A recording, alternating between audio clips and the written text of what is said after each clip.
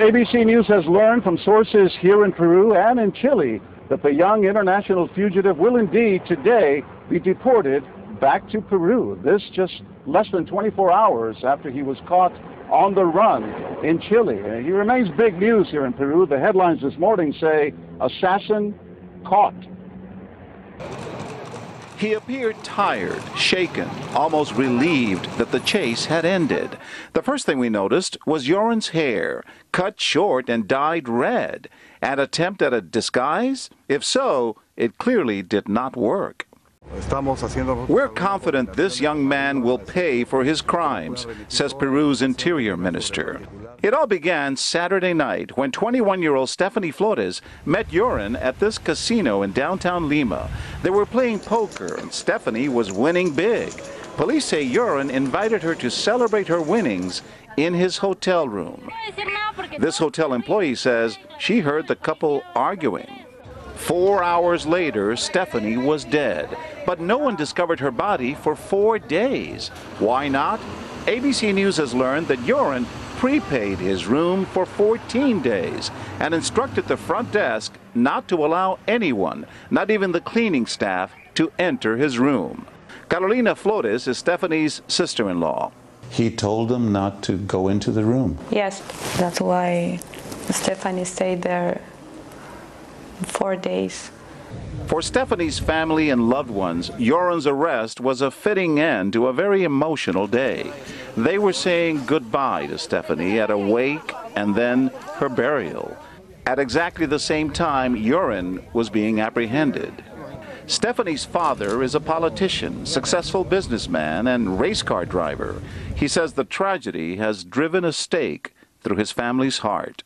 Joran was able to laugh at the crime he committed in Aruba, he says, but in Peru, he won't be able to laugh. And he's very thankful that authorities closed in on Joran so quickly. Now, he says, I will not rest until he's back in Peru. And that is exactly what sources will tell us is going to happen today, that Joran will be put on a flight at 8:30 this morning from Chile to the Peruvian border, and then from there flown to Lima, expected to get here sometime this afternoon. George?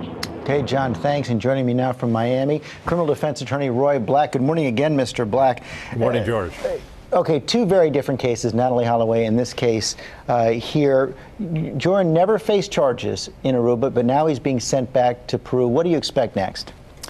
Well, the prosecutor is going to file charges against him, and Peru has the investigating magistrate system, so a judge will work on it for 6 to 9 months, and then it'll go to trial before a 3-judge court. They don't have jury trials there, but 3 judges will make the decision. And what kind of punishment could he face? Well, they don't have the death penalty anymore in Peru, so he could get any term of years up to life imprisonment. So he get 20 years, 30 years, 100 years, or life. And does he have any chance, while this is all happening, of being released on bail? Well, I'd say the chances are 0, particularly since he fled the country. I don't know if he dyed his hair or not, but that plus what happened in Aruba, there's absolutely no chance they'll release him on bail. And what kind of rights does he have? He's a Dutch citizen in Peru. Does he get a court-appointed lawyer from the state? No, he's going to have to be represented by a lawyer in Peru, and it wouldn't do any good to get a lawyer from the United States or Aruba because the proceedings are going to be in Spanish and it's going to be pursuant to the procedures they have there. So you would need a lawyer in Peru to represent you anyway.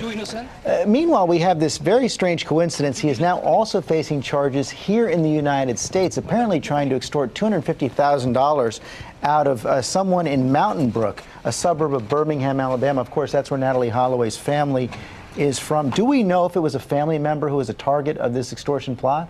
No, the U.S. attorney in her press conference didn't mention that. However, it's pretty obvious to me that they had spent some time setting him up with this and trying to lure him somewhere to get a payment so they could arrest him, extradite him back to Alabama, and then interrogate him about the Holloway murder and, of course, prosecute him according to this complaint. And he'd actually wired $15,000. He had been wired $15,000 from Birmingham. Yeah, and he was asking $250,000 to give information about what happened to Natalie and her whereabouts. He's been doing this with a lot of news organizations, apparently. That's how he's making a living. But I think the FBI was trying to get hold of him in Alabama and really interrogate him and see what they could do. But the murder case in Peru takes precedence over this. No chance he would be extradited to face the charges here in the United States. Now, the chances of that are zero, because he's going to get a very long sentence in Peru. By the time he gets out of jail in Peru, if he ever does, this will be a footnote to history. How about the Aruba case? Natalie Holloway's mother said she prays for the swift and sure justice in this murder of Stephanie Flores. Does this case increase the chances that the Natalie Holloway case could be reopened? I sincerely doubt it, because Peru is never going to send him back to Aruba. Once he goes to Aruba, it'd be very hard to get him extradited from there. So he's going to remain in Peru until he serves whatever sentence there is. Then they may deport him. But they could use the Holloway murder as evidence for proof in Peru. And I'm sure if he's convicted there, the Holloway family will either go there or send messages to the court to ask for a longer sentence because of Natalie's murder. Okay, Roy Black, thanks very much for your insight this morning. Thank you, George.